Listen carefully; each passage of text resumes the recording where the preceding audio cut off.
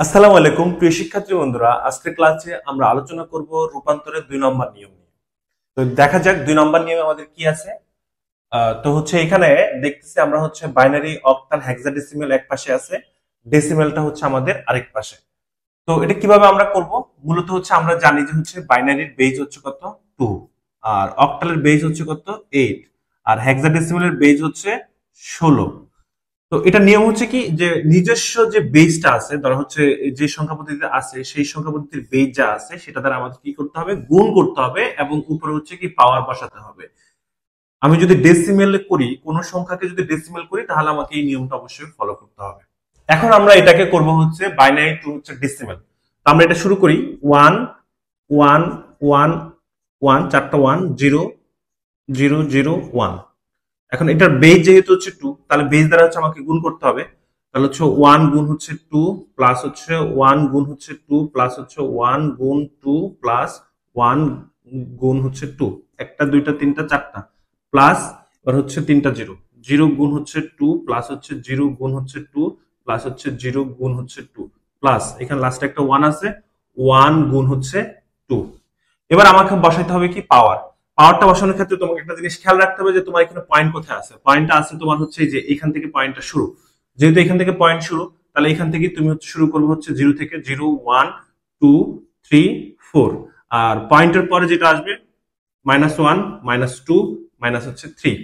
তো তুমি এটা ক্যালকুলেশন করবা, ক্যালকুলেশন করলে এই পাওয়ারটা ক্যালকুলেশন করলে তোমার আসতেছে 16 প্লাস হচ্ছে এখানে ক্যালকুলেশন করলে হচ্ছে 8 আসতেছে, এখানে ক্যালকুলেশন করলে 4, এখানে ক্যালকুলেশন করলে হচ্ছে 2 প্লাস এখানে যেহেতু সবগুলো হচ্ছে কি তোমার 0, তাহলে হচ্ছে এখানে তিনটা 0 তুমি দিয়ে দিবা। আর এটা ক্যালকুলেশন করলে ক্যালকুলেটরে উঠাবা তোমার, ক্যালকুলেটরে 2 এর উপরে পাওয়ার হচ্ছে ক্যাপ মাইনাস হচ্ছে 3 দিবা, দেওয়ার পর হচ্ছে এটাকে 1 দ্বারা গুণ করবা। 1 দ্বারা গুণ করলে আস্তে আস্তে সম্ভবত হচ্ছে 0.125। তো সবগুলো এখন যোগ করব, যোগ করলে হচ্ছে 16 আর 8 হচ্ছে 24, 24 আর হচ্ছে 4 হচ্ছে 28, 28 আর 2 30, 30, তাহলে হচ্ছে এখানে 30.125। এটা হচ্ছে আমাদের অ্যান্সার। ঠিক আছে, তো হচ্ছে এটা ডেসিমেল আছে। এখন আমরা করব হচ্ছে অক্টাল টু ডেসিমেল। অক্টালের যে সংখ্যাটা আছে সেটা হচ্ছে 206.64। এটা যেহেতু বেস হচ্ছে 8, তাহলে হচ্ছে আমরা 2 কে গুণ করব হচ্ছে 8 দ্বারা, প্লাস হচ্ছে 0 কে গুণ করব হচ্ছে 8, প্লাস হচ্ছে 6 কে গুণ করব হচ্ছে 8, প্লাস হচ্ছে 6 কে গুণ করব হচ্ছে 8, প্লাস হচ্ছে 4 কে গুণ করব হচ্ছে 8 দ্বারা।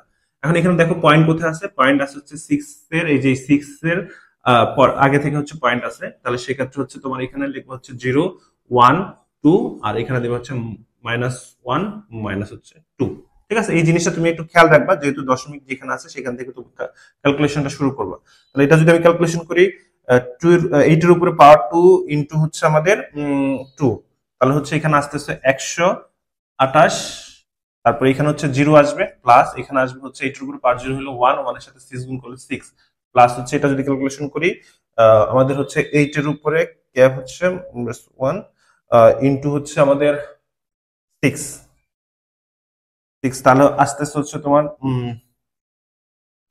0.75। ঠিক আছে, 0.75 প্লাস এটাকে ক্যালকুলেশন করলে আমাদের হচ্ছে 8 এর উপরে ক্যাপ হচ্ছে মাইনাস হচ্ছে 2 ইনটু হচ্ছে 4, তাহলে এটা ক্যালকুলেশন করলে হচ্ছে 0.0625। এখন শুধু সবগুলো আমরা যোগ করি, যোগ করলে হচ্ছে দেখতে পাবো আমরা রেজাল্টটা কত আসে। আমরা একটু যোগ করি, 6 প্লাস হচ্ছে 128, তাহলে টোটাল আসতেছে হচ্ছে 134.8125। তোমার এগুলো যেগুলো যতগুলো ডিজিট আসবে ক্যালকুলেটর সবগুলো নিয়ে নিবা, কারণ হচ্ছে এটা শর্ট করলে হয়তো অনেক সময় মানের পরিবর্তন হয়ে যাবে। তাহলে যেটা হচ্ছে ডেসিমেল আমরা করে ফেলছি, অক্টাল থেকে ডেসিমেল, ঠিক সেম ভাবে যেভাবে আমরা হচ্ছে বাইনারি থেকে হচ্ছে ডেসিমেল করছি। এটা হচ্ছে আমাদের অ্যান্সার। এখন আমরা আলোচনা করব হচ্ছে হেক্সাডেসিমেল টু ডেসিমেল। তো হেক্সাডেসিমেলে আমরা সংখ্যাটা লিখবো 9, এ এফ পয়েন্ট হচ্ছে 8। যেহেতু হেক্সাডেসিমেল আছে, এটার বেস হচ্ছে 16, এই 16 দ্বারা আমরা হচ্ছে 9 কে গুণ করব, প্লাস হচ্ছে এ দ্বারা এ কে আমরা 16 দ্বারা গুণ করব, প্লাস হচ্ছে এফ কে 16 দ্বারা গুণ করব, প্লাস হচ্ছে 8 কে হচ্ছে আমরা 16 দ্বারা গুণ করব। এখন এটা হচ্ছে পাওয়ারটা বসাবো, যেহেতু এফ এর আগ থেকে পর থেকে হচ্ছে ডেসিমেল আছে, দশমিক আছে, তো সেক্ষেত্রে আমরা এখানে পাওয়ার দিব হচ্ছে 0 1 2, আর হচ্ছে পয়েন্টের পরে যেটা সেটা হচ্ছে -1। তো এখন এখানে এই লাইনটাই লিখবো, আবার লিখবো। যেহেতু হচ্ছে এখানে a এর একটা মান আছে, আমরা জানি হেক্সাডেসিমাল হচ্ছে আমাদের a এর মান হচ্ছে কত 10, b এর মান হচ্ছে কত 11, c এর মান হচ্ছে 12, তারপর হচ্ছে d এর মান হচ্ছে 13, e এর মান হচ্ছে 14, আর f এর মান হচ্ছে আমাদের 15। তাহলে হচ্ছে আমরা এখানে a এর মান হচ্ছে 10 ইন্টু হচ্ছে 16 a1 প্লাস হচ্ছে f এর মান হচ্ছে কত 15 ইন্টু হচ্ছে 16 0 প্লাস হচ্ছে 8 ইন্টু হচ্ছে 16 মাইনাস 1। যেহেতু আমাদের হচ্ছে এখানে যে লাইনটা ছিল সেটা লিখছি, জাস্ট মানগুলো বসিয়ে দিয়েছি। এখন এটা ক্যালকুলেশন করলে আমরা দেখি কি হবে। এখানে হচ্ছে আমাদের আছে হচ্ছে 16 পাওয়ার হচ্ছে 2 ইন্টু হচ্ছে 9।